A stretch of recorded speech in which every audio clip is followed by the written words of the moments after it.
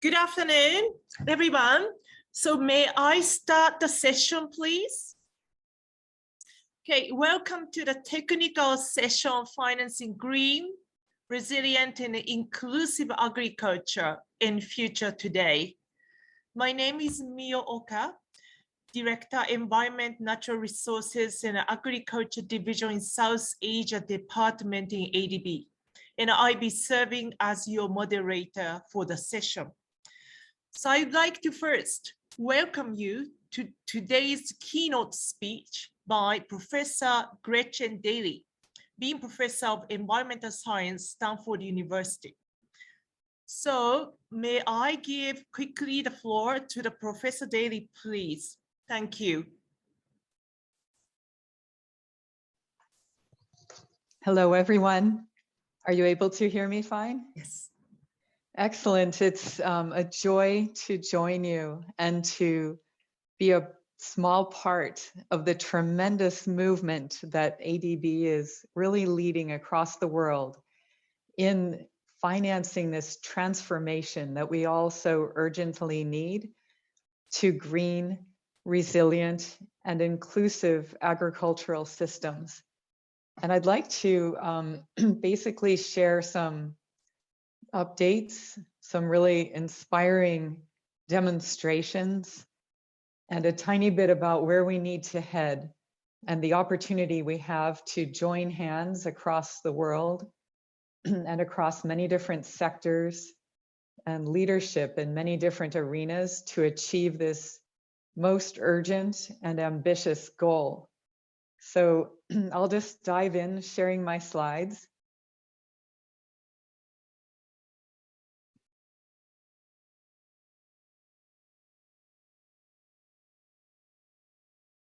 Yes, we do see the slide. Okay, wonderful. I'm hoping that, does that fill the screen well? Yeah, that's better. Okay, thank you. Great. So let's just dive in. I'd like to talk about the natural underpinnings of this transformation that we seek, and basically nature as an engine of prosperity, an engine actually of social innovation, and of basically the green inclusive future. And also about ADB as a really inspiring engine of this innovation, social innovation, and many other types of innovation and transformation. So starting off, just to get clear, I'm sure all of you are expert in this, but I hope we have a diverse group. So what is natural capital? Generally, we're referring to the living elements of the biosphere, the systems embodied in Earth's lands, waters, and biodiversity, the many, many millions of different species with whom we share this one planet known to have life in the entire universe. And these systems together in the biosphere make up our life support, the most critical aspect actually underpinning civilization. And the systems involve a lot of players, these millions of, in many cases, very little known species, whether we're talking about bees that pollinate crops, that you can see all the pollen that is electrostatically held to the body of the bee. And that's crucial for producing many of our most nutritious foods like fruits, vegetables, nuts, and other things, a lot of spices and so on. And then other players that also are indirectly hidden heroes in the production system, like these birds, the female on the left and the male royal flycatcher that play key roles in pest control and other regulation of ecosystems and the key support in agricultural systems especially. Many other birds not shown here play key roles in, let's say, tree regeneration in the tropics widely. You know, both birds and bats play crucial roles in dispersing and enabling, basically giving birth to the next generation of trees and maintaining stability on landscapes, flood protection, hydropower and irrigation, water regulation and purification, many other types of benefits, climate security, and storage of carbon, both in soils and above ground in forest ecosystems and agroforests. And then bats in the middle that often get a bad name actually play many, many crucial roles in ecosystems, such as here in this coffee system in Costa Rica, including pollinating and also in pest control. So when we think about landscapes and now taking a broader view, looking across the vistas shown here in different parts of the world, on the left in Central America, on the right in the PRC, we can appreciate or think about nature, natural capital, in the many dimensions in which we depend intimately on it, whether we live in megacities or out in these vast rural and more natural and somewhat more wild landscapes. But how would we ever go about, pinpointing where and in what dimensions of Earth's life support systems we need to invest? What do we need to finance specifically to drive this transformation to green, resilient, and inclusive agriculture? When we look across much of the world, we're seeing rapid transformation to ever more intensive cropping systems and ever less in the way of natural systems supporting them. And it begs a whole variety of questions. Here I tee up three. First of all, how much and where should we protect in order to, number two, benefit and support over the long run people and nature, especially in agriculture? And third, how do we move beyond GDP as a metric for tracking progress in so many dimensions and for guiding investments? So building on these questions and starting about 15 years ago, the Natural Capital Project was launched with the global hub at Stanford, but really engaging as a platform research institutions across the world, and especially implementing institutions to drive the understanding that we need, and to integrate that understanding and drive it through powerful demonstrations, whether in agriculture, like shown here in the left, in megacities, shown here, or in kind of systems, infrastructure like hydropower, integrating it all, and supporting a knowledge platform that enables people all across the world to have access and to make this knowledge basically accessible and actionable. So we're seeing today incredible advances being led by ADB together with other MDBs, the United Nations, other major institutions in the public sector, country governments, as I'll show in a minute, and ever more, though lagging behind, but ever more in the private sector.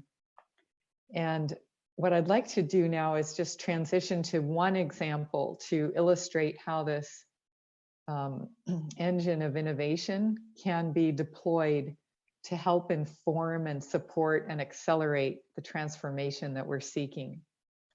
That involves engaging together in developing new science, new knowledge broadly, using the latest in technology to drive open access to data streams, to new technologies for measuring and sensing all kinds of conditions and processes around the planet, both biophysical and more social and economic, informing decisions to support people, whether on a little laptop in remote counties and provinces, or, in country capitals driving policy at the national level to achieve stewardship and well-being.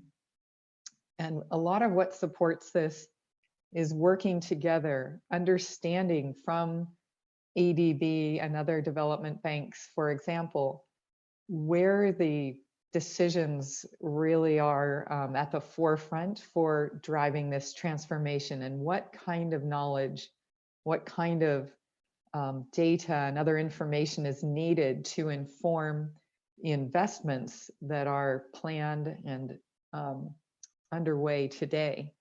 So a lot of science is being generated by it's hundreds to thousands of researchers across the world involved to different degrees in this platform, and integrating it into something that everyone can have access to, this Invest data and software platform for valuing nature or ecosystem goods and services, and the trade-offs associated with alternative investments, policies, practices, and basically pathways or scenarios into the future.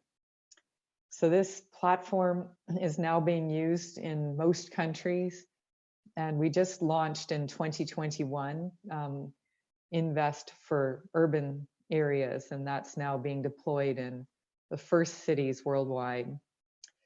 Now, just to give you an example from the PRC, Invest has been co-developed with the Chinese Academy of Sciences and various universities and other institutions in the PRC, and is used now to do things like zone the country with 50% of the land area prioritized for investments in over 200 million rural people who are the land stewards, providing well-being and benefits to many, many downstream, downwind people.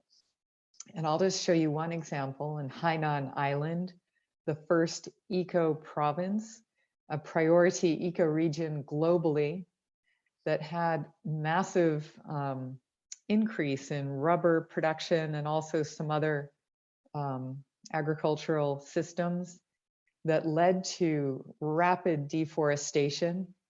And in 2010, when I happened to be there, massive flooding causing over $2 billion in flood damage that really is an underestimate of all of the damages experienced.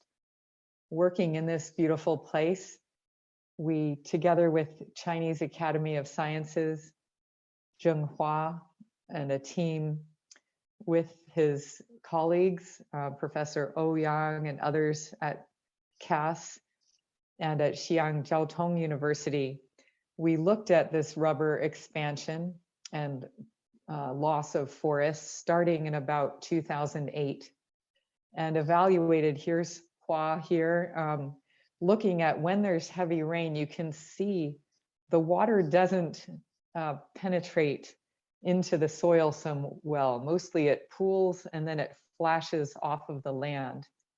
And this leads to rapid flooding. And so in this case, here we are, as the floods started, kind of trying to wait them out under an overhang here, and watching in a natural forest, the water really running clear.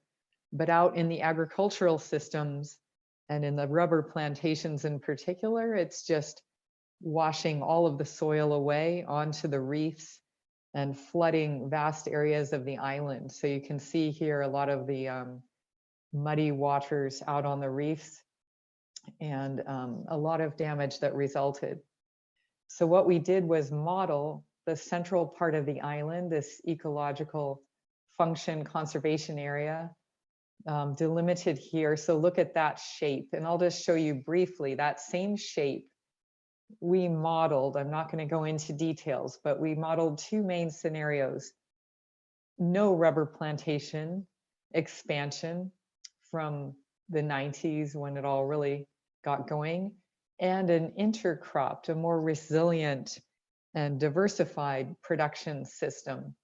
plantation scenario. And then we looked at product, basically production and income, habitat, soil retention, nitrogen retention, and then other things that I can't read right now, but you can read them, that I know are other aspects of water quality and carbon sequestration and so on. And overall, what we found was improved production and also all these co-benefits, the other ecosystem services, and doubled income in the types of systems demonstrated by this farmer here. And this is Ouyang and Hua out working there all together. And this led to developing a national ecological development strategy that's being now scaled up over the PRC. And what it involves more broadly in the scaling, I'll go back, is just integrating these ecological benefits into criteria for performance evaluation by local governments. It also involves creating eco-compensation policy and investment mechanisms and a natural capital accounting system to support all of this.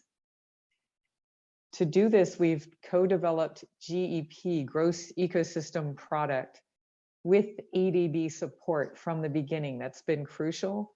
And it's basically a metric that can go alongside GDP with a whole accounting system behind it, and answers these questions: where, how, and how much are the benefits, where do they originate, and who do they actually benefit? It involves the various steps, like on Hainan Island, of collecting data that goes on our shared and open source platform, running the invest models to see who benefits, and calculate nature's contribution to people. And this is now being adopted globally since the UN certified its use in 2021. Colombia, supported by Inter-American Development Bank, got going last summer. Sri Lanka and Mongolia are teed up next with support from ADB. And there are many other countries that are anxious to adopt this. There are also many private institutions asking us now to help them develop ways of integrating this accounting framework into their own decision making.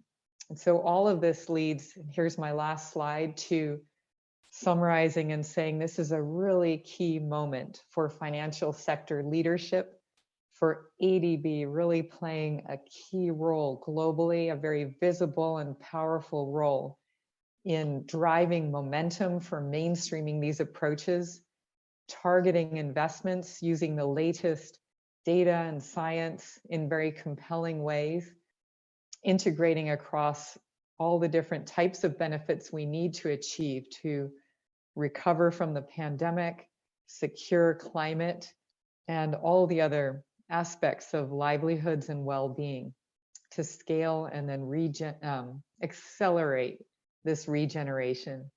So thank you very much for letting me join you, and for all of the inspiration that you bring.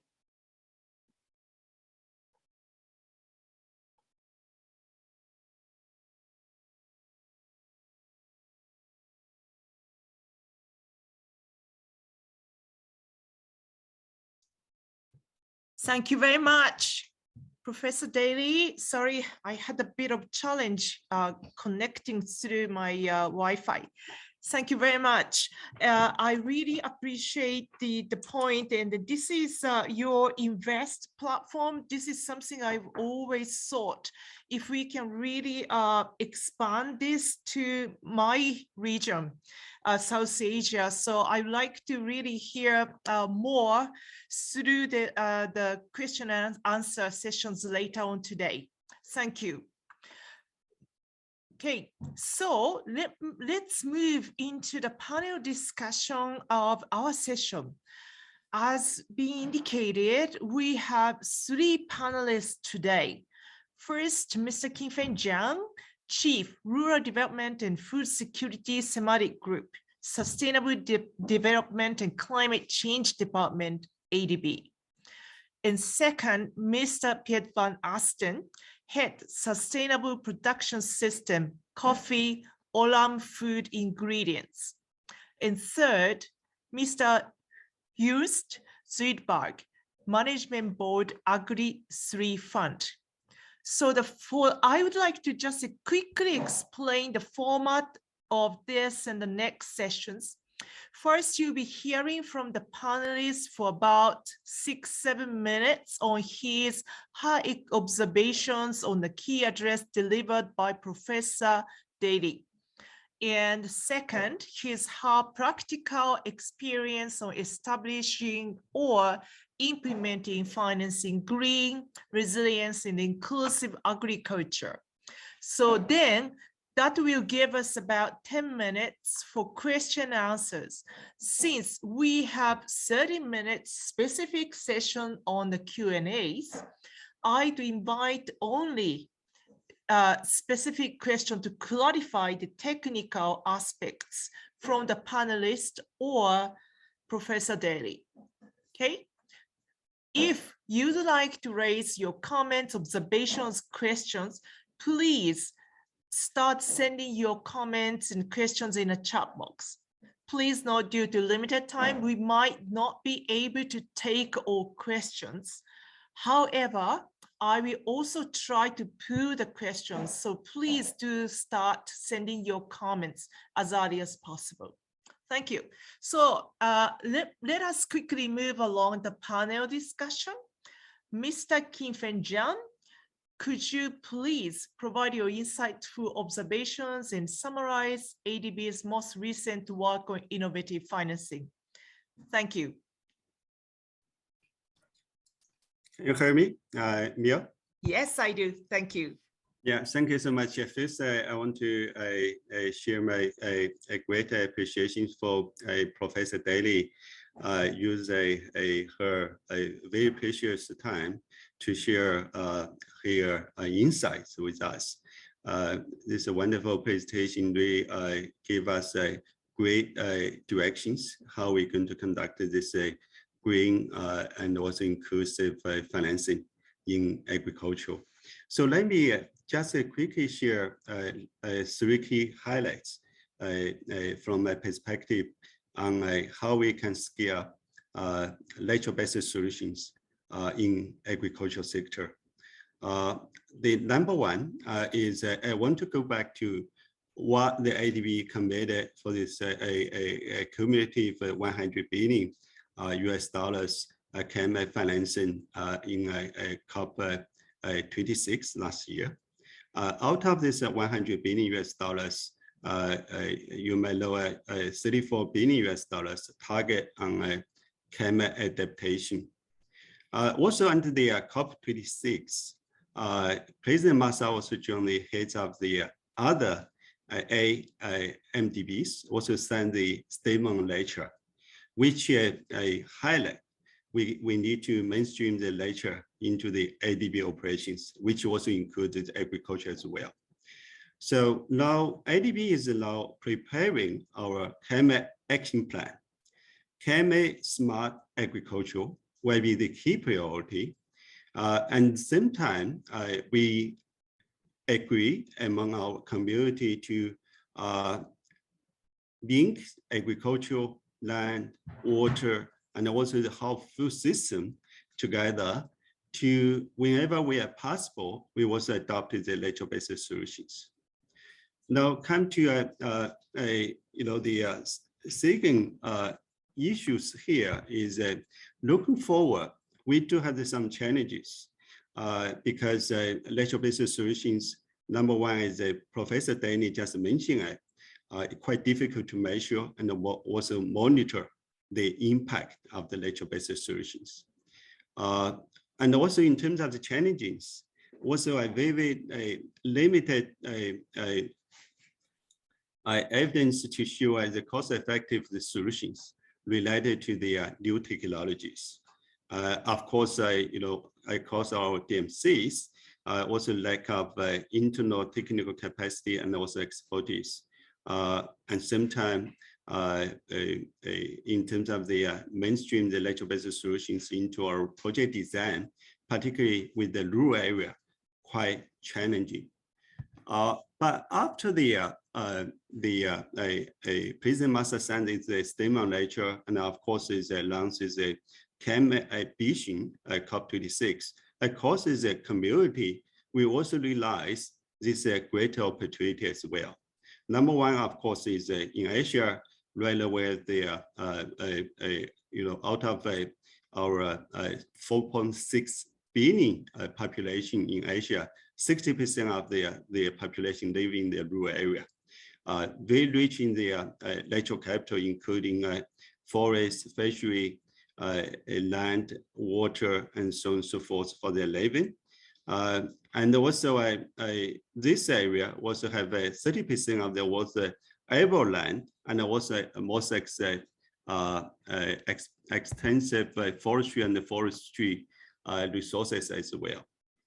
So going forward, I think one of the key priority here for us is introducing the integrated solutions, combine the addressing the climate change, reduces the biodiversity loss, and also they addresses the food insecurity across the Asia Pacific. Number of the example I want to share is through the Ocean Health Program. Right now, we are talking about mitigation through the investing in the blue carbon ecosystem. We can help protect the mangrove and also the coral reef ecosystem, and also the sequestrate the carbon in the coastal area. And also we can scale up blue food, particularly support the sustainable fishery across a coastal area. And same time, we can also support the chemical-free farm that can protect the land, and same time also preserve this watershed services as well. And also another example is the precision farming. We can conserve the inputs, increases the yields, reduces the GHG emissions. Now, come to the question Bill, you just mentioned about ADB strategy. We're very proud to share ADB work with Stanford University over 12 years already, started from the electro capital accounting, the growth ecosystem product, which now become this aggregating indicator for the UN ecosystem accounting framework already. So from the ADB end, what we're going to do is that we're going to adopt this two-pronged strategy. Number one is focus on the climate action and agreement on a target a contribution of the electro-based solutions to adapting outcomes. Number two is adopt the full system approach across the world elements and activities that are related to the food supply chains to develop these integrated solutions. And in terms of the approach, we're going to use this regional natural capital lab, which is a regional digital platform related to natural capital accounting, regulatory reform, and also shift away for the DMC's harmful subsidy to the payment for ecological services. And also they introduces the brand financing, and then they build the knowledge, capacity, and also the partnership in our each of the DMCs. Related to the natural capital lab, now we also started to mobilize funding sources to establish innovative natural capital financing facility and to transform the agri-food system. Of course, the natural capital lab is an enabling condition. And we also established the marketplace as a services platform, plus with the natural capital fund, which can combine ADB in financing with our partner investment. And then we can leverage and also they produce this co-benefits. This fund will co-finance projects can convert ecosystem value and also assets into the revenue model of the natural capital investment project, which their case study, Professor Danny just mentioned about this Highland project for this sustainable rubber plantation, and of course is also build this agriculture with the nature. That is a good example. But again, this is durable, and then through this green financing mechanism, we can achieve our target. Let me just pause here, Bill. Thank you. Thank you very much, Qingfeng. Without me making unnecessary comments, let me just quickly move on to the next panelist. Mr. Piet van Osten, please. Yes, thank you, Miu. Can you hear me? Yes, clear. Thank you. Very good. Well, really inspirational feedback already and the presentation. I guess I would have to come from a slightly different angle. Maybe let me explain a little bit, my role and my company. So Olam, of course, Olam Food Ingredients. I mean, Olam is currently being split up in Olam Agri, Global Agri, and Olam Food Ingredients. So just for the people who don't know, of course, we are in 40 countries. We turn over about $10 billion US, work with 2.5 million farmers. So, and we primarily work on cocoa, coffee, spices, edible nuts, and some dairy ingredients, right? So that's where we work globally, of course, but strongly also in Southeast Asia. And I was just first trying to think, how is the nature-based solutions, right? And how is this natural capital and these things, how does that relate to our business? Very strongly at the moment, of course, a lot of our customers, let me talk maybe mostly for coffee because I'm based in the coffee team, but I actually work also with cocoa and the nuts teams, etc. But a lot of our big clients and the big brands that have all come out with statements during the COVID period around how they want to become climate neutral, how they want to be deforestation free, etc. And of course, even Olam itself, we have made lots of commitments in this area. So the topic is extremely important. But now, and we actually also have a team within Olam that does the finance for sustainability. So they really try to put monetary values on, the natural capital that we are working with, because, a lot of our traders in our origin teams will be looking at their annual P&L, but, to what extent are we actually degrading or improving the natural capital in the operations in the landscapes where we work, right? So we have that team also that has that, let's say, more global, or high level perspective, and tries to think from that angle, whether we are on the right track and what would be needed. Of course, if you would now go all the way down, right, to where the action has to be, I think, Gretchen, when you were presenting, right, some of these scenarios, what if there was no rubber expansion, right? Well, who decides that, right? Yes, you can make policies and you can give recommendations, but in the end, right, farmers are just trying to see how they can improve their livelihoods and make things better. So our take is really, if we want to change things, it's actually at that lowest granular level, the farmer themselves, right, that will actually have to make that change. And when you look, of course, at these farmers and these farmer communities, you see actually that they are very, very diverse. So, we actually consistently see across our supply chains that in many cases, the top 20, 30% of the farmers supply 20 to 80% of the volume. 50% of the bottom half of the farmers actually are just hanging in there, right? If you would ask them, what would your children to be? They probably wouldn't be a farmer, because they might actually feel even that, farming is just, a way to stay alive, but not necessarily the ticket, out of poverty and into prosperity.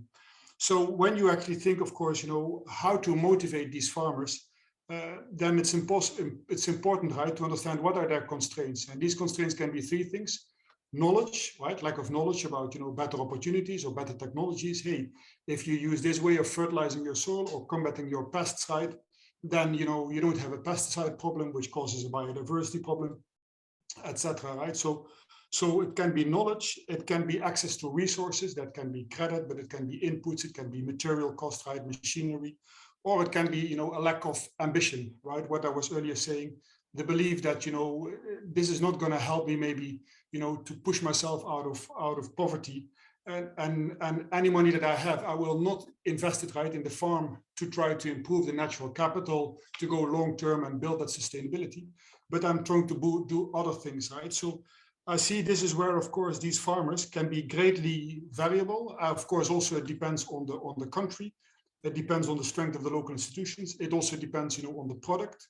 And even within a product like coffee, you have a differentiation, I would say, for example, between bulk Robusta, where there is very little incentives from the private sector, for sustainability premiums. And then you have more the fine, arty, crafty, high quality coffee like, Northern Sumatra Aceh, where we can really get good premiums. And therefore, it's much more, and we have clients who want to see, that natural capital, that landscape improve. And it's much more easier to work long-term with them, right? So the challenge, I guess, that we have is that we have very diverse origins, diverse products, diverse farmers. And therefore, it's not one problem, right, with one solution. I think then, if we go into the financing, of course, in a lot of the things that we try to do is to try to find those site and farmer specific solutions. If we don't go down to that nitty-gritty detail, then it's not possible, right, to actually change these behaviors. And also, there are also, of course, interactions and interdependencies there as well.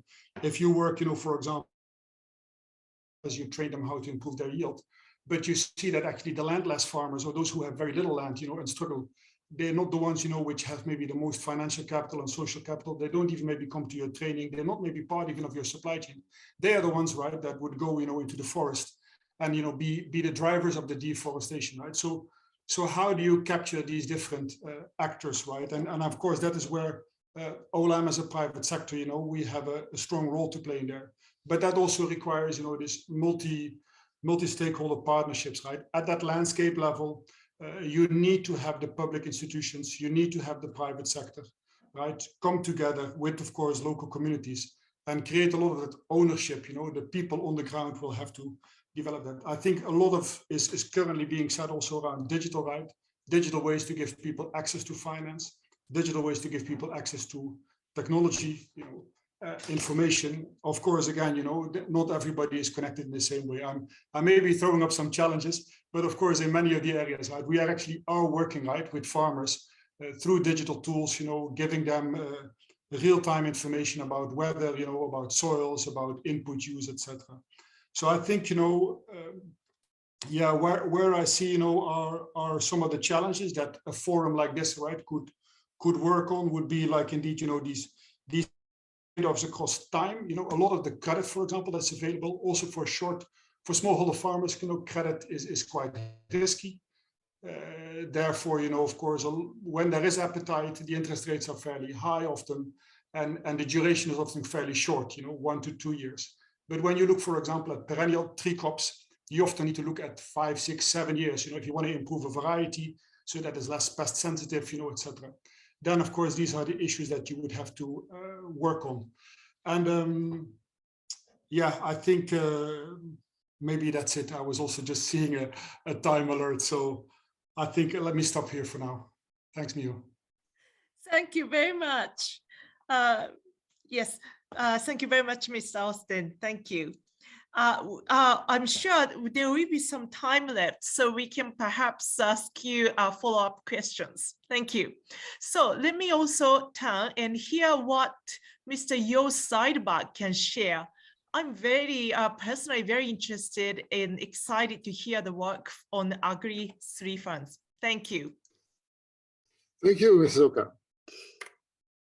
And good morning, good afternoon, everyone. My institution, Cardano Development, exists with urgency to try and improve the role of financial products and financial sector in achieving a number of goals related to the SDGs. And I would like to speak today about specifically agriculture.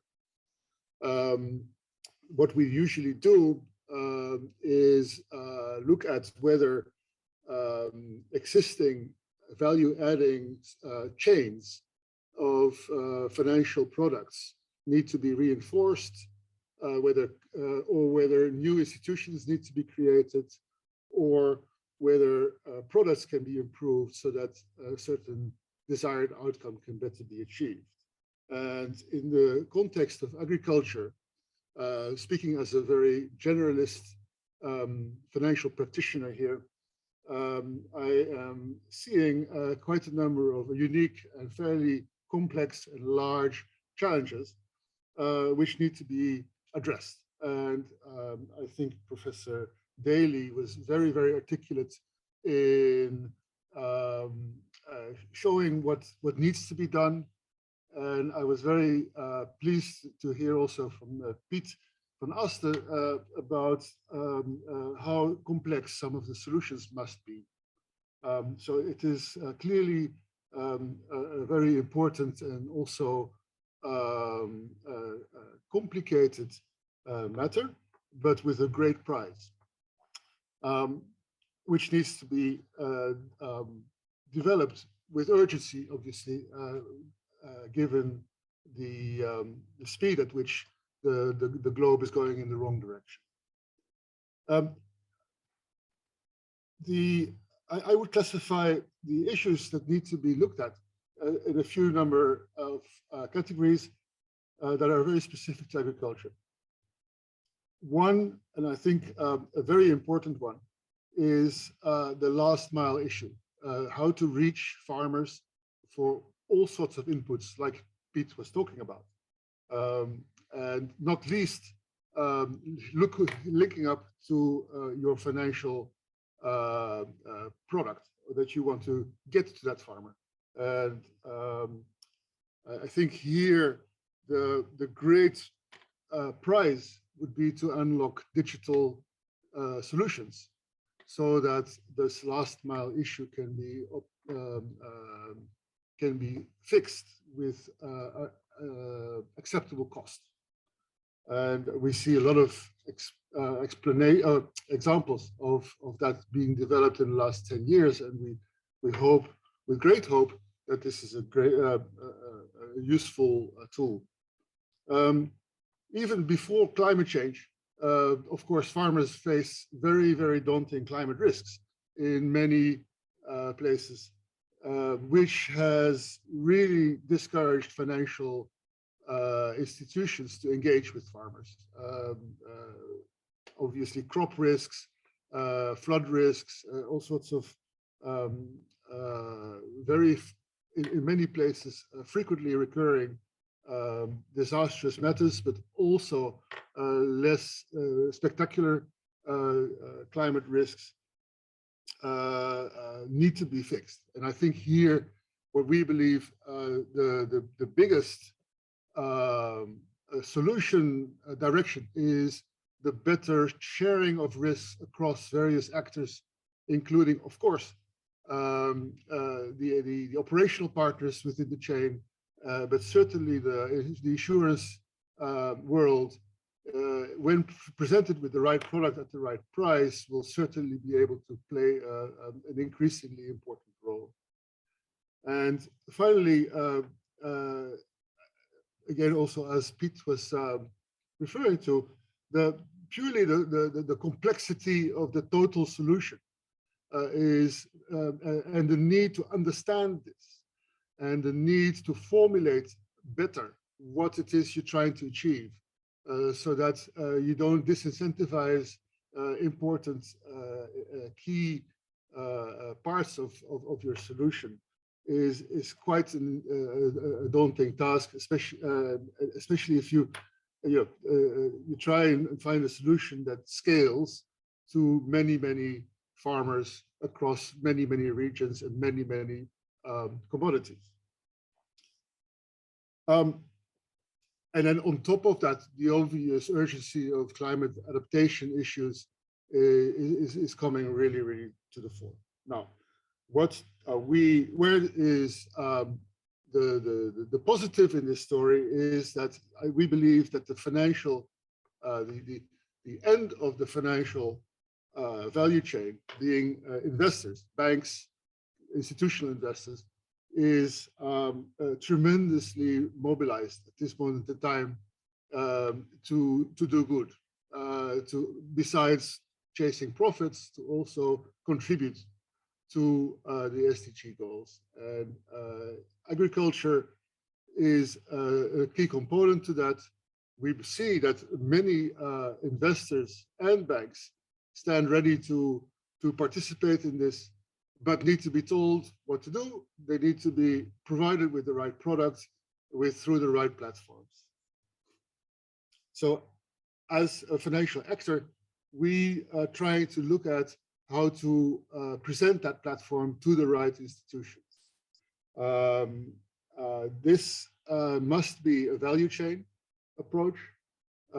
We cannot, as a financial institution sitting in Europe, have any ambition to reach the last mile. So we must work with partners. We see partners in the local banks. We see partners in the likes of Olam and other aggregators who are all very, very interested to participate in this. The main product that we have decided to use for various parts, but also for this agricultural matter, is the use of guarantees, so that we introduce investors, institutional investors and banks to, let's say, long-term finance with de-risking from the guarantees, so that it fits their investment criteria. The guarantees are created with the support of capital coming from governments, multilateral institutions, and other policy-driven investors, if you want to put it that way. And the benefit of guarantees is that you do engage the parties that are guaranteed, so the institutional investors or the banks, in the product itself and in the participation, so that they not only provide their money, but also start participating in thinking about risk solutions. In Agri3, the fund that we co-manage, the most specific strategy here is to work with banks that have farmer clients who already service the farmers, perhaps with working capital, but use guarantees to provide these banks with the possibility to provide much longer term finance for better land use, regenerative technologies, spare trees, but also replant. So in general, looking for ways to support the anti-deforestation and better land use possibilities. Number one, so guarantees is our solution. And secondarily, we try and participate in the dissemination of better intelligence about these practices. And I much applaud Professor Daly's focus on creating widely used benchmarks, such as GEP, so that we better know what we talk about. I would like to conclude by saying, again, from a perspective of a generalist financial practitioner, I consider agriculture and the better, more sustainable use of agriculture to be both very urgent as well as extremely complicated and daunting. And so the positive that I see is that we have a network of parties within which we operate, and I see a great willingness to try and do better. Thank you. Thank you very much, Mr. Zeidbach. So as you can see, we are a bit running out of time. What I'd like to do here is we heard the importance of digital technology. We heard the importance of risk sharing, and I see some participants asked about, what is to strike, what we can do to strike the balance between the extractive industry and also the project to benefit farmers. So there's a delicate balance, because I work in India, for example, and that they'd like to produce ethanol from bamboos. So how can we know that the climate action is important, but there is a possibility of exploiting the resource that they have. And also they may or may not benefit the farmers. So along these lines, I'd like to come back to you, all panelists, to pose these kind of questions during the Q&A session. Thank you very much. So let me try to organize the second session. And so this is a succeeding session on the reflect and the rethink for revision, experience sharing, voices from development practitioners, farmers, and the youth and women. And here, I hope we can see the representatives or the participants. So first participant or the speaker is Ms. Kisa Mfaria. So she is a lead environment and climate specialist, Asia and the Pacific region from IFAD. Let me just check. Okay, as you can see on the screen. And Mr. Stephen Hart, Senior Loan Officer from European Investment Bank. And third, Mr. Arnold Hackman, Principal Urban Development Specialist from ADB. Again, I shall first ask participants to share her ground experience on establish or implementing financing green resilience in the inclusive agriculture. Again, for 6 to 7 minutes. And after that, we're going to go back to a Q&A session. So I will also pick up some of the questions raised or included in a chat box. Thank you. Kisa, are you able to start, please? Thank you very much, Mio, and thank you very much for the panelists who have joined us today. It's a great pleasure to have this opportunity to speak to you. I will start by saying that currently we have a very rich body of knowledge that is informing us on how critical adaptation to climate change is, particularly for smallholder farmers, and how important their contribution is to global food production, which currently stands at 1/3 of the world's food production. But on the other hand, climate change is estimated to reduce the crop yields by up to 1/4 by the end of this century, with extreme weather events increasing in regularity and intensity, and now compounded by aspects like the COVID-19 pandemic and what we are seeing that is coming out of what is happening in Ukraine. But despite this rich body of knowledge, also what we are seeing from data that we have analyzed is that less than 2% of climate finance has actually been targeted to smallholder farmers. My organization, the International Fund for Agriculture Development, IFAD, mandate is to work with these smallholder farmers. They are our clients, and their livelihoods are directly dependent on agricultural productivity.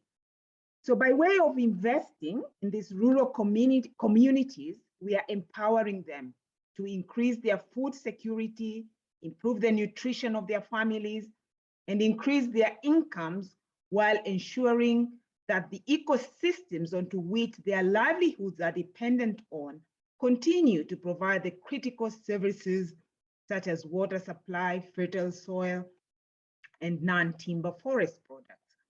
We also support the rural poor in building their resilience against different climate shocks, while at the same time ensuring that our investments are gender responsive, nutrition sensitive, and create employment for the youth through a model of integrated food systems or value chain models. So in 2012, IFAD established the largest multi-donor global fund, which aims at channeling climate finance to smallholder farmers to enable them to adapt and build their resilience to climate change. This financing instrument, we call it the Adaptation for Smallholder Agriculture Program, ASAP. It has today invested approximately US dollars 300 million, build resilience of approximately 8 million farmers, and 1 million hectares of land have benefited with increased climate resilience practices. The fund was designed in understanding that smallholder farmers are on the front line of climate change. They inhabit some of the most vulnerable landscapes, such as hillsides, rangelands, arid lands, floodplains, and rely on climate-sensitive natural resources for their livelihood. As a result, they are at significant risks from increasing temperatures, erratic rainfall, rising sea levels, and extreme weather events such as flooding, droughts, and storm surges. So in the rethinking and reflecting, the question I was asking is, what has IFAD learned for the past 10 years that can strategically guide us into the future in terms of financing through green finances? I would like to talk about the space where there is a relationship between risk, climate shocks, and poverty reduction, and the need to transition now to food systems that are being introduced. On one hand, we are seeing that the role of financing is getting full recognition, and you might have seen during the COP27, there was a very clear call on channeling funding to climate adaptation. And therefore, funding or the role of financing is now becoming a partner in this transition. We are learning how critical it is to establish connections between finance and the food transition systems that are required.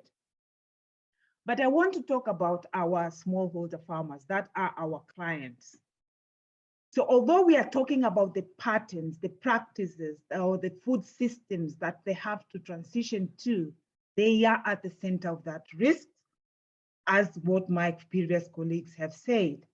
And when farmers shift their practices, it typically takes 2 to 3 seasons before they can fully adapt to the changing seasons or adapt to these measures that we are introducing and practices that they can use or they can apply to cope with the climate shocks that they are facing. So that is a very risky phase, and the farmers are quite vulnerable.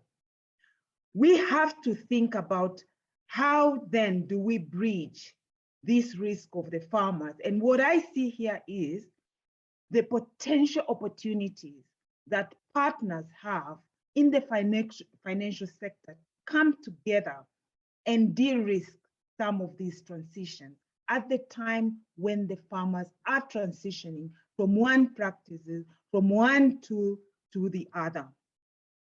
Observations suggest that the importance of financial engineering becomes critical or important. And one practical aspect that we have piloted, and it's very successful, is perhaps I will call it bundling or combining flow of funds with different risk management technologies and practices. We bring the farmers together in an aggregator model and provide the extension services to this aggregator model. But at the same time, you're looking at different financing instruments that are available and try to see how can you engineer or how can you structure them in a way that it will reduce the risk, encourage farmers to invest more and produce more, and also generate more income to them. In that way, you are meeting all the parameters that you have set at the start of the model. We are using 2 instruments here at IFAD. We have the environment and social impact assessments, but The one aspect that is very much pronounced in IFAD is that as part of this environmental and social impact assessment, we really deliberately and consciously look at climate risk assessment. So we do a very comprehensive analysis that generates data that informs us what is the historical and projected climate trends over time. And therefore we use that data now to come up with what are the agronomic parameters that we should introduce to the farmer. Emerging evidence now shows that genetically encoded risk management technologies, which includes aspects like tolerant crop varieties, can achieve some of the same benefits as financial instruments. We are seeing significant positive results in Bhutan, in Nepal, in Cambodia, where a combination of rigorous climate risk analysis, application of agroecological practices, permaculture, and other climate smart agriculture practices within an aggregator model, what we call climate smart villages, are resulting in building resilience of smallholder farmers in the long run. Where are we now? We are currently designing subsequent phases of this project to scale up the models in other geographical areas, which is a very positive signal that our bundling model or combining different financing instruments is really working. And if the tools are effective and provide value, farmers will use them to increase their ability to choose improved inputs, to expand and diversify, or to try new and innovative practices that produce more food while not damaging the natural capital on which their livelihoods depend on, and eventually build their climate resilience. Over to you, Mio.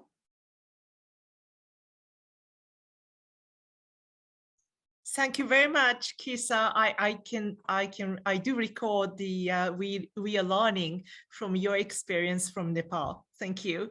And let me turn to the next speaker, please. Yes. So, Mr. Stephen, please come in, please. Thank you. Thank you for letting me join this session. So I'm Stephen Hart. I work at the European Investment Bank. So for lack of a longer explanation, we're the ADB of Europe. I think that the story I'm going to be telling here is a bit along the same lines as the previous speaker, you know, trying to express some of the experiences that we've gained, at least. So for the last few years, I've been the focal point for the Natural Capital Financing Facility. Now, it was set up, in fact, it was designed about 8 years ago and became operational in 2015. So we've been working at this now for about 6-7 years, and I think we have some stories to tell. What's interesting about the Natural Capital Financing Facility, that it was quite visionary. Already then, you know, the idea was to look at nature and climate as a combined topic. And so it had two legs. One was biodiversity and the other one was nature-based climate adaptation. What can be said is that it was designed as a fairly pure play nature finance instrument. So the idea was really to pick up business models based on ecosystem services to see if they were bankable. It also took a very market-based approach, building in a way on our traditional role as a cornerstone investor. So I'm just going to present, like, in 1 minute, the key conclusions of 7 minutes of work, right? So certainly we've managed to find a variety of business models, I think, which is really interesting. We've applied also a variety of financing techniques. The two areas in which I think we managed to close most deals and sizable deals were in urban green infrastructure, and the other in forestry. Unfortunately, and it wasn't for lack of, say, applications and interest, but agriculture rather eluded us. And there are a number of reasons there. But fundamentally, say, in Europe, the issue of land is very sensitive. So as a bank, it's very difficult for us to engage with land-based strategies that imply, say, purchase of land, for example. But one of the key challenges that we've met, at least, is that the price of land in Europe effectively has priced out many transformational strategies. And just the sheer availability of land has been a problem, to find large coherent pieces of land in a way to transform, because land ownership is quite fragmented. And again, the price of land makes it very difficult. But ultimately, I think the biggest challenge here was that we were going in with a market-based instrument into a market that's effectively not working. So we were using de-risking to compete with free money.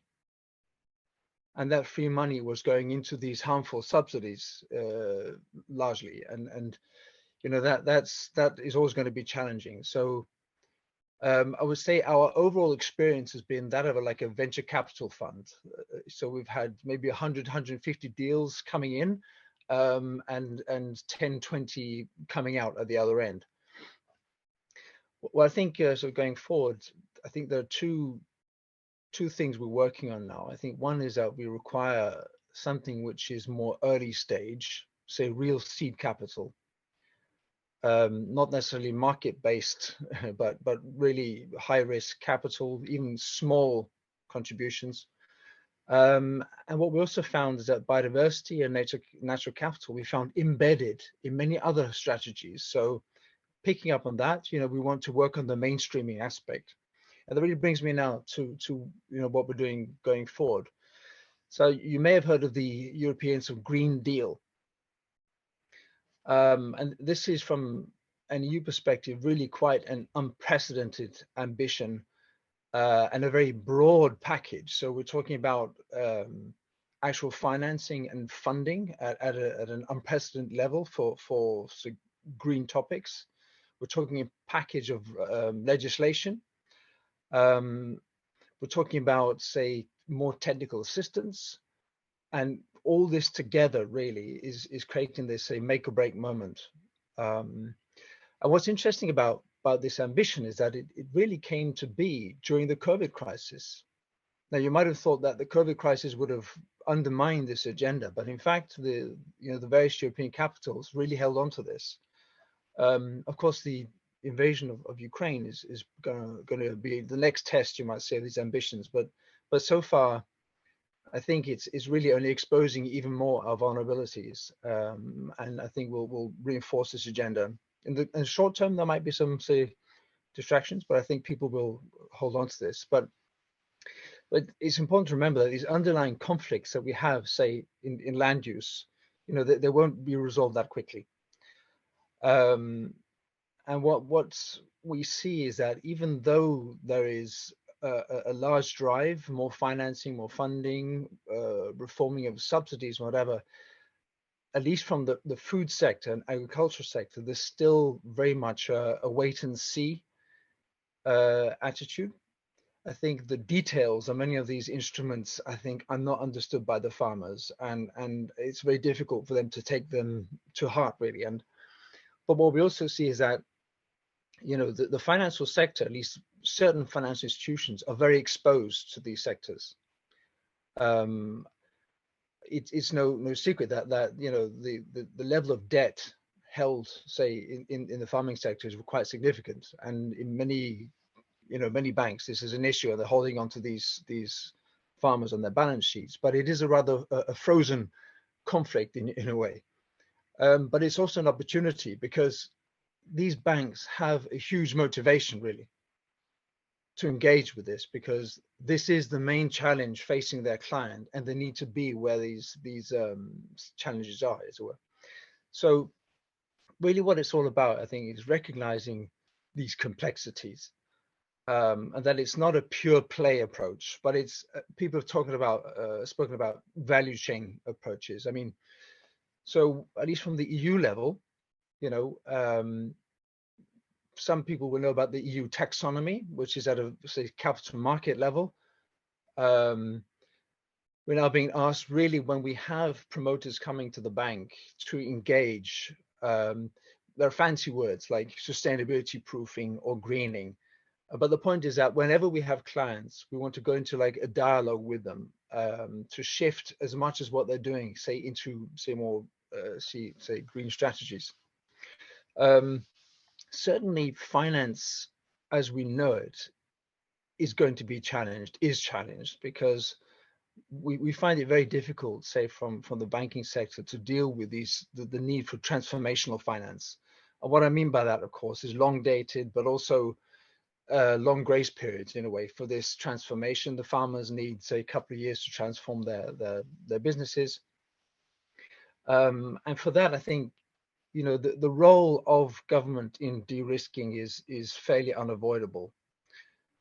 But we need to do this in a smart way, but also an effective way. And I think if you look at maybe the biggest paradox of the way we've supported agriculture in the past is that in spite of all the support that's been provided, it seems as a sector, it never lost that sense of insecurity. And I think when there's a sense of insecurity, it's very difficult to create change. So I think these are the things we need to take to the lowest level, as people have spoken about. But I mean, ultimately, if we look at natural infrastructure or say nature-based solutions, natural capital, which is really closer to traditional notions of infrastructure finance, then we need to take inspiration from how infrastructure finance works, which is really heavily based on regulation to enable long-dated finance.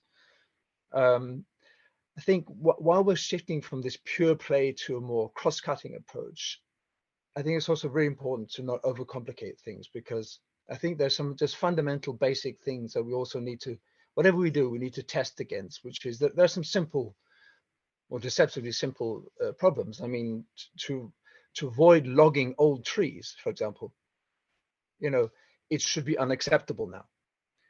The eutrophication problem is every bit as significant, for example, as climate change. In fact, they're highly interlinked on the ground. So stopping pollution is as important as ever. It should fundamentally be unacceptable to see large marine areas dying off from nutrient loading. Removing connections or barriers on rivers, again, it's a fairly, you know, it really does not, is not beyond the wit of mankind really to deal with these issues. So while we're dealing with these, say, complexities, let's also not forget that this is about questioning ourselves: are we addressing the basic issues out there as we go along? So I think that's over to you. Thank you very much, Stephen. I really, perhaps I will seek your guidance later on the bilateral setting. Then I'd like to know about your financing facility as well. Thank you. Okay, let me move on to our colleague. Arnold, are you there? Yes, I am, Mio. Okay, please go ahead. Thank you, Mio, and I'm very happy to be here. So many very interesting feedback. I will try to be brief because there is so much to say. But I would like to start, you know, with what has been said, you know, many times before, the complexity. You know, the complexity is there, you know, because we are the confluence of complex human system and complex natural system. So the solution is automatically, you know, has to be first comprehensive. It cannot be discrete anymore. You cannot see only one sector or only urban or only rural. It has to be really comprehensive and integrated. So sector has to be defined as synergetic, you know, approach to solve the solution. And because of course there is an emergency and because there is anyhow a lack of funding that we can provide, it has to be transformative. So whatever we do, we have to implement a systematic transformation. It means that those solutions needs to shift the paradigm shift, change the paradigm shift, actually, change the paradigm, but in a sustainable way. So we are not talking about discrete change, but, you know, very transformative approach.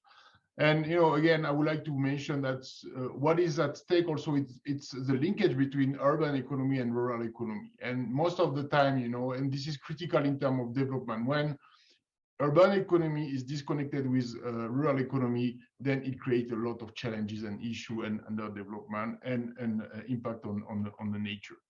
So because of that, because of those solutions, of course, the finance solution has to be the same. It has to be comprehensive, integrated, and transformative.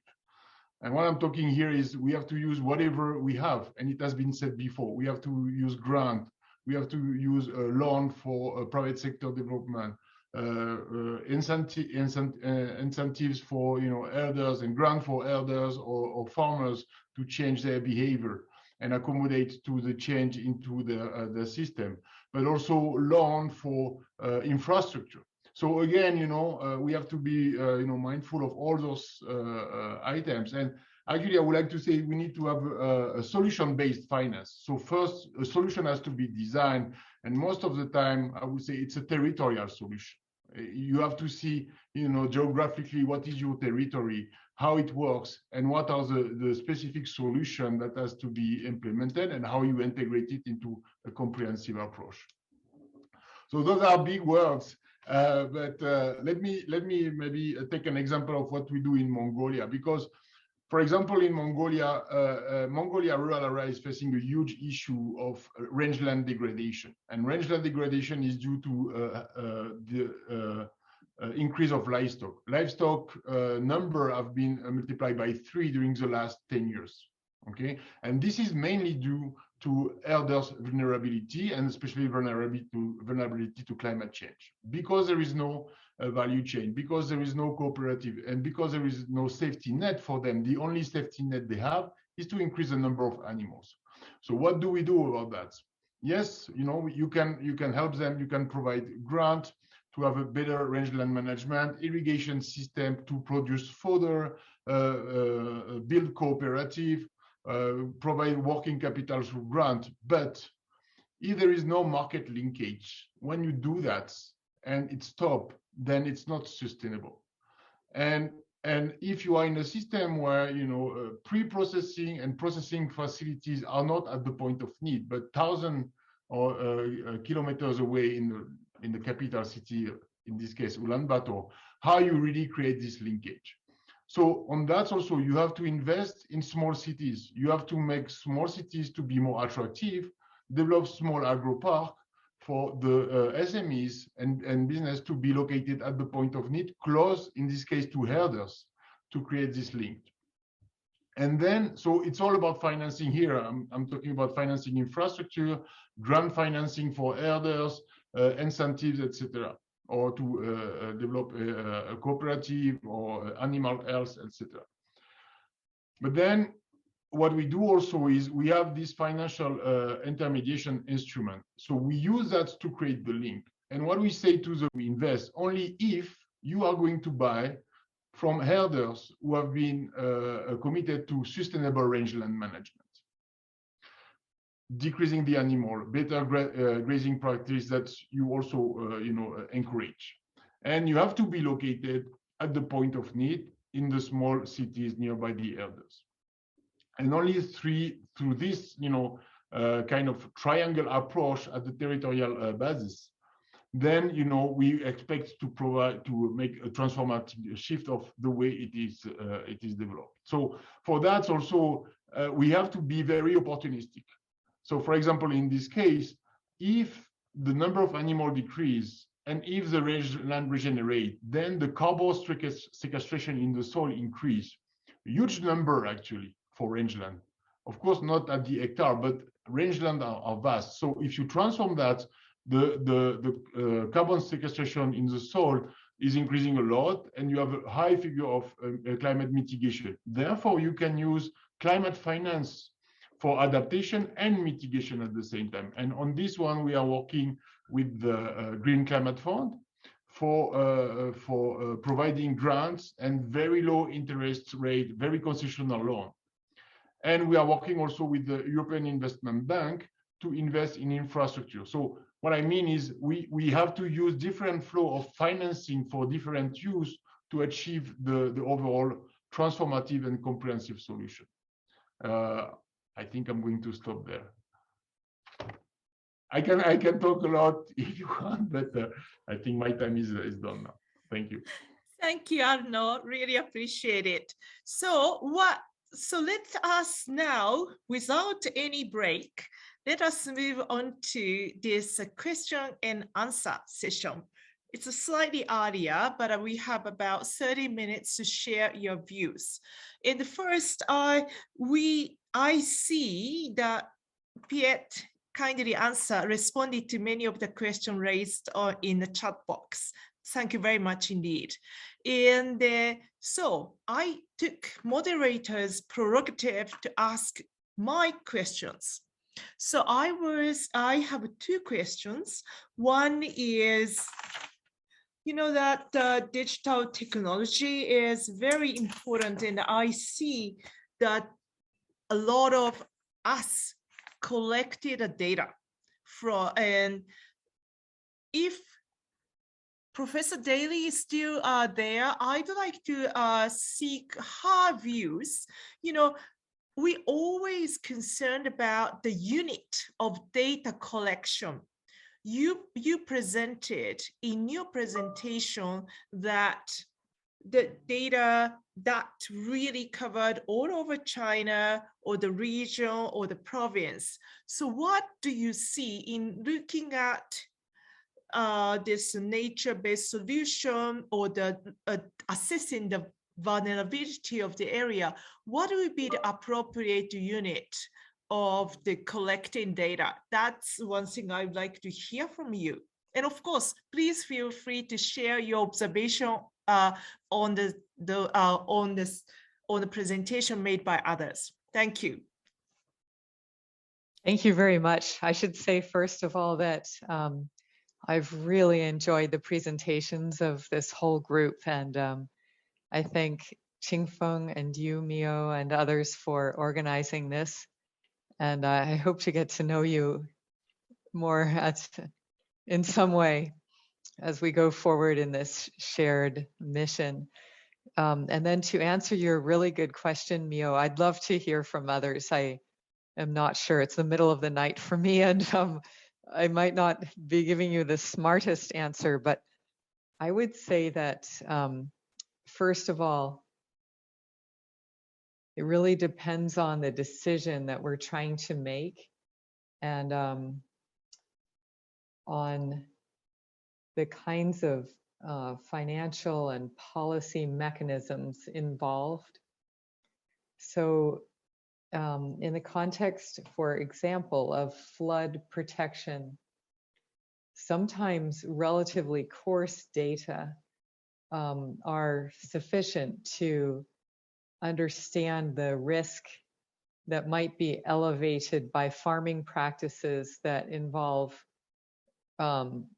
removing remaining tree cover in very steep areas, like in the upper reaches of the Yangtze River or other river basins where the biophysical processes have been understood for some decades, and the eco-hydrologic interactions of vegetation with rainfall events and general patterns, where those are well known, then sometimes I think pretty coarse data, you know, if you've kind of understood the processes in some places that are well studied and such, then coarse data for other regions might be sufficient to give pretty good confidence that you understand and can model the risks. But in other situations, you really need very fine scale data. And an example for that that's surprised me, I'm just learning as I get into different fields involving natural capital and risk and financing and so on. Another area is coastal resilience. And what are the impacts of, let's say, degrading or destroying coral reefs or mangrove forests or seagrass beds, you know, along coastlines? What are the implications of removing or just, you know, degrading that natural capital for the risk of people and property? And there are many data layers involved, but one of them is bathymetry, the exact details of how deep the sea surface is along coastlines, and bathymetry is relatively poorly known. And there are a lot of devils in the details.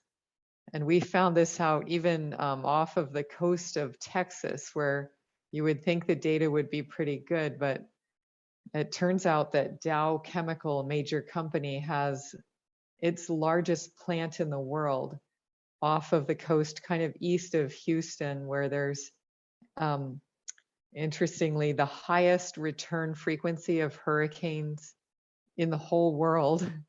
And they were wondering whether they should protect the remaining marshland at their Freeport, Texas plant, or whether it was okay to develop that and create even more of an industrial area. And it turns out that the answer is highly dependent on these details. And in fact, their site at Freeport is not well protected with even the marshland. They decided to keep the marshland because having it greatly reduced the cost and risk, to which they were exposed. But had their plant been located just a few kilometers to the east near Galveston, there's much more protection there because of this kind of detail. And I give that as one of many examples I now know about. So it's a good question. And I think the bottom line is the science community needs to know better from all of you working in policy and finance mechanisms to drive change and leadership and innovation here, so that we can prioritize data and model development that will support the transformation as much as possible. Thank you. Excellent. Thank you very much. Really, it reminds me of the challenges that I faced with our coastal projects in India. Thank you indeed. Kisa, sorry, without quite prior notice, I'd like to also ask you a similar question. So you explained that, a lot of data collected through environmental impact assessment. So that takes a project as a unit of intervention, right? But do you, as an organization, how do you approach the unit of data? For example, you have several projects in Nepal. So is it like you will look at the more provincial level or the country as a whole, or you still look at the data collection at the project level? Thanks, Kisa. Yes, thank you very much, Mio, for that excellent question. When we are carrying out the environmental and social impact assessments, we normally look at it at the project level. And therefore, the unit of analysis for collecting our data is normally the project. And this happens at the early stages of the process itself. So at the scoping stage, where we have a preliminary idea of what the objectives are, what is the nature of the activities, where is the geographical location, we start delineating the boundaries in what we call an area of influence. And an area of influence can be the direct geographical location onto which the activities will be implemented, but also we are also looking at the cumulative impact of other projects that are invested in that particular geographical or area, which might affect the viability of our investment. So that scoping process is at the early stage is extremely important.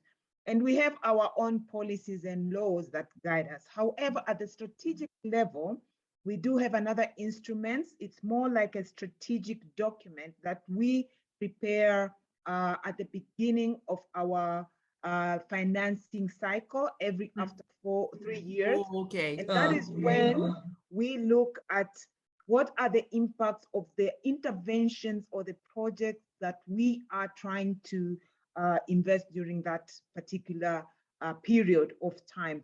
But we don't go into the granularity of the risks and impacts, and we allow the projects to go into the granularity. But we do have the idea to guide us what type of data we should collect.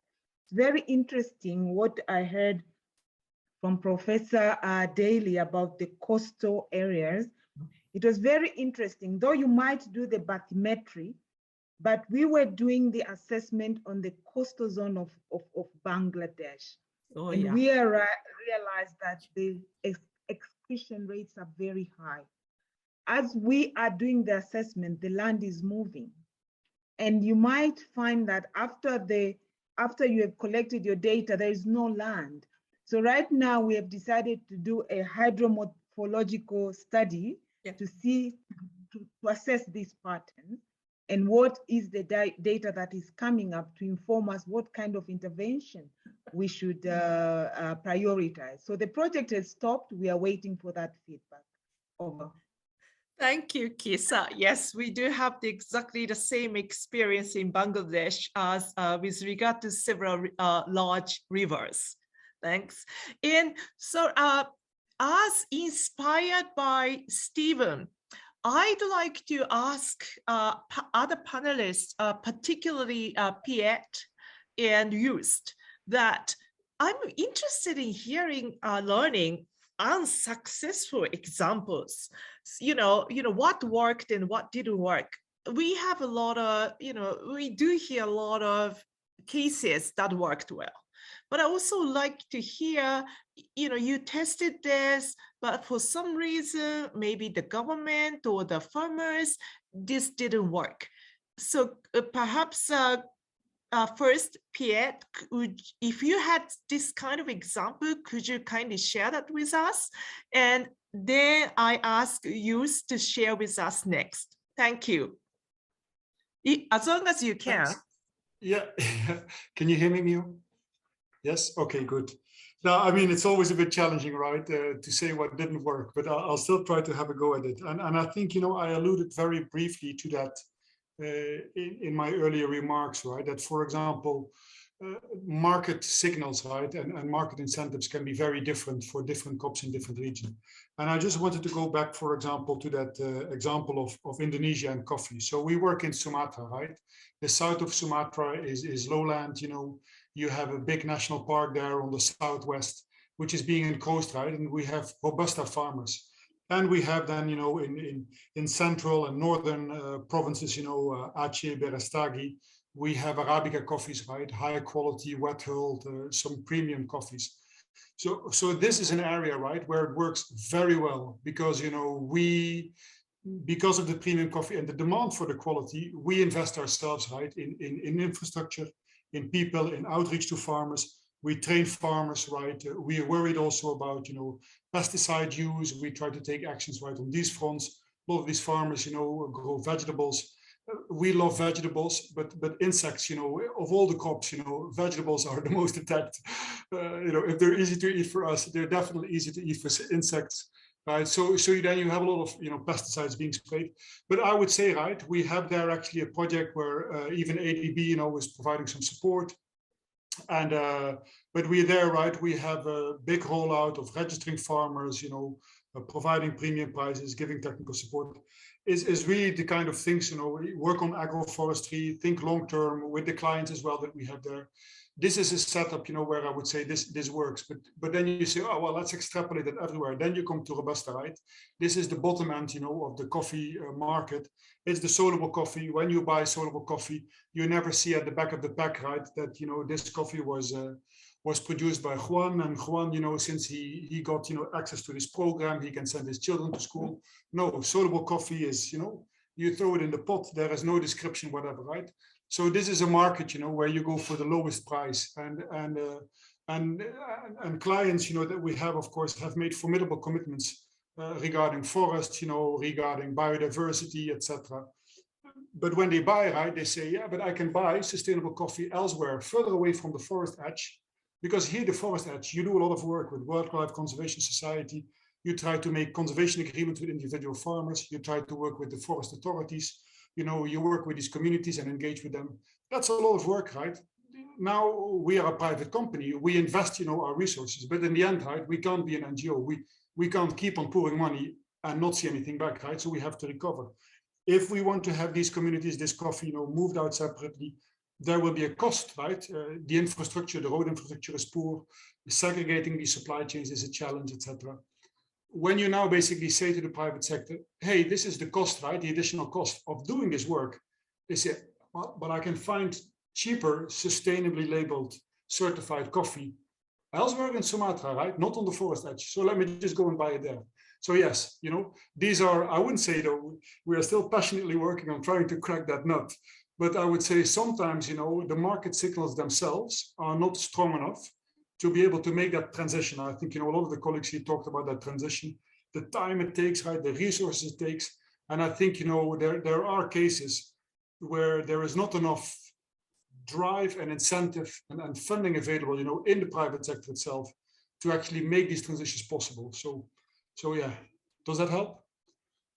Very much so, yeah, because since we work in the public sector, it's all we are always interested how this private sector balance the investment and the profit. So this is very helpful to understand that. Thank you. And Joost, please. Yes, thank you, Mia. We were involved in 2 projects that we had to discontinue after investing sustainable effort.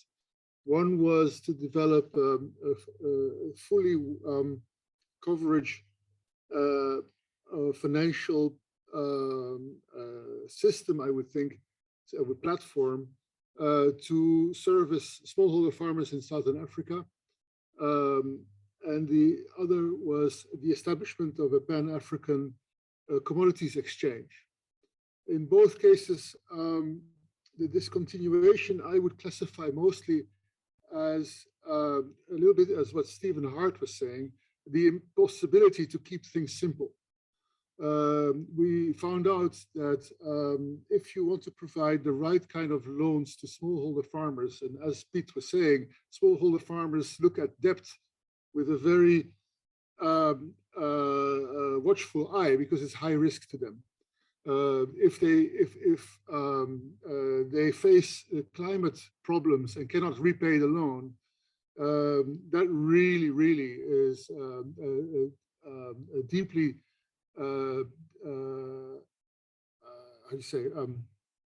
deeply disruptive to their life.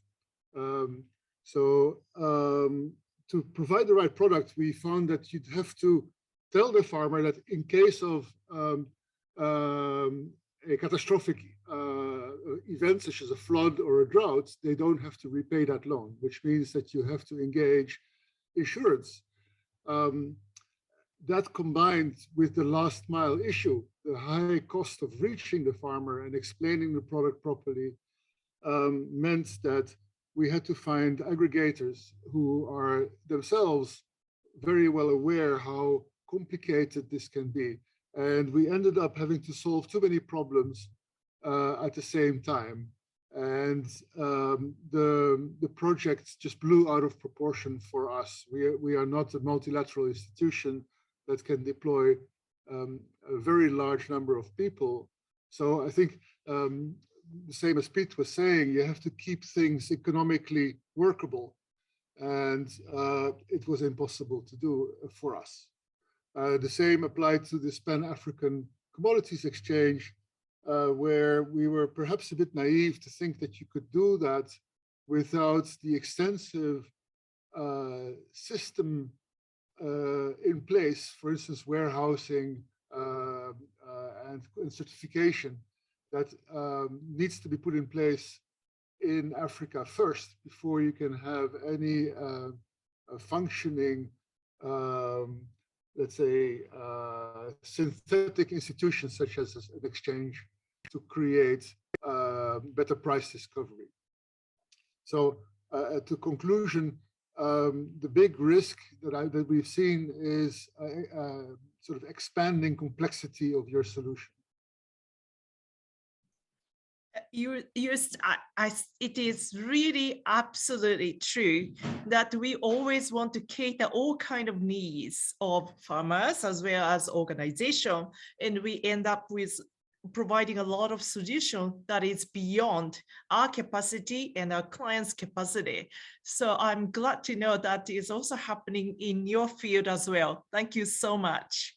Okay, so again, we heard from Stephen a lot about the issues. So I just would like to also seek his guidance or the view, maybe the risk sharing mechanism of action that was undertaken or by EIB, which you think it may work in the context of Asia from your point of view. If you have such idea, could you share it with us? Yes, I'll do my best to translate Europe into Asia. Sorry. No, I think what maybe what we haven't implemented yet in Europe, but I think will be where we need to go, and I think pretty much everyone will need to realize is that we need to approach, I think, this sector, I mean, natural capital and say land-based sectors, maybe similar to where we approach other sectors, which is that projects have phases, and they each require their own kind of instrument. See, that there isn't one instrument that can cope with all these things, and so what we need is, as I mentioned, seed capital, I think, which we haven't really had for this sector. We know from the technology sectors. I mean, we happily pour in, say, seed innovation finance, for example, as sort of seed grants, seed equity. We don't have that for this sector, and we do need this. I think also that when we then go to the next phase, say where we're scaling up to something which is more commercial, I think we need to realize also that in this sector, compared to other, say, infrastructure sectors, we're always dealing with something which is a factor 10 smaller. So, whereas if you go to a first scale bioeconomy plant, you're dancing around with 30, 40, 50 million for your first scale plant. Look, in this sector, we're more down by the single digits. And that has fundamental implications for cost coverage, how to manage these instruments, but also the kind of de-risking. So even in the next stage up, we're still talking impact finance, where we probably need something more close to first loss de-risking. The fact is that when we're dealing with, say, pari passu, where we're sharing, say, the exposure, it doesn't change the color of anything.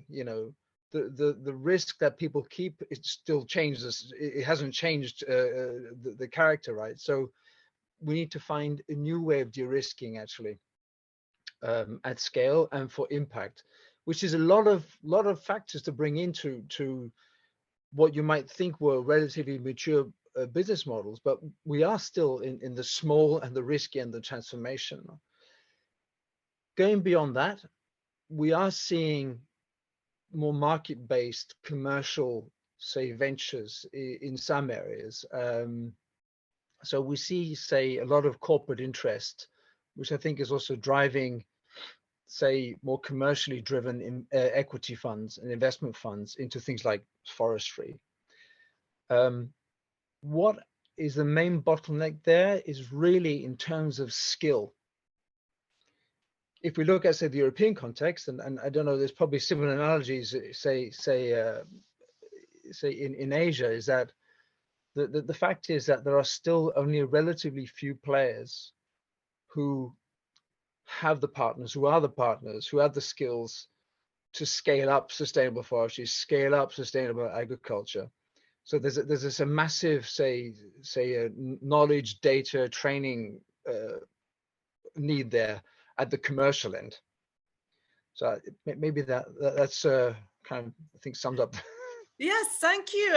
It's very helpful because, yes, you're right. And this really, yes, so that's why you explained well, because that's really us driving us now to really learn from you and like organization like EIB, because we're also interested in the introducing impact finance fund, and also a kind of the mechanism that can accumulate a private investors' interest. So, and also we have to also find a way to strengthen our pipeline for future as well. So this all comes with it. So I'm very thankful for your observations, and definitely I will get back to you. Thanks, Stu. And now, so now I talked about ADB's finance mechanism, and then perhaps that's relevant to Chin Feng, who was the first panelist of this session. Chin Feng, may I invite you to share your observation, hearing all the panelists and others, and if you can keep that to perhaps 5 minutes, that's appreciated. Thank you. Yes, thank you so much, Bill. I think I probably start with the question you asked about the law of the digital technology. Again, if we come back to 15 years ago, we cannot imagine we can scale up smart agriculture. It's not possible because digital technology is still very backward. But right now we have the more advanced digital technology. I think it is now give us the opportunity to link the small farmers to the big market. And at the same time, also help us aggregate the smallholder farmers, and it can help us scale up our investment. More importantly, number of our project invested, also prove this also give us the opportunity to enhance or introduce the traceability for our food product. That is very, very essential. So I think this digital technology plus financial instruments very, very critical is number one. Number two is I heard, the one of us agree, ledger-based solution is going to be the key for us introduces the climate smart agriculture with align ledger and the climate, and also introduces the integrated solutions among the climate change, biodiversity, conservation, and also food security. Everybody agree on that. Critical thing is how we make a financial and economic case for nature-based solutions. So this is come to my last point is about the diversity of the natural capital approach adopted by the different MDBs. One thing I want to mention after one of the MDBs sent the statement on nature, actually started from early this year. GF already engaged the Stanford University, started to look the diversity of the ledger capital approach adopted by one of the MDBs. They started with the ADB, Inter-American Bank, and also World Bank. Now today we heard so rich experiences from the IFAD, and also of course is the EIB. Of course, we don't forget those good experiences from our private sector as well. So again, this opportunity, today's decision, Chair, the BOU Chair, I think is really offers a great opportunity to see, how vast and diversity of this electric capital approach we can adopt it, and how we can learn from each other. So again, as Professor Daly mentioned in her presentation, looking forward, MDB need to drive the forces and really enable the future investment along this lecture-based solution. So again, thank you so much, Bill, for your moderating this great session. And of course, I want to also thank Professor Daly for her taking her precious time to give us a presentation. Thank you so much, Bill. Thank you.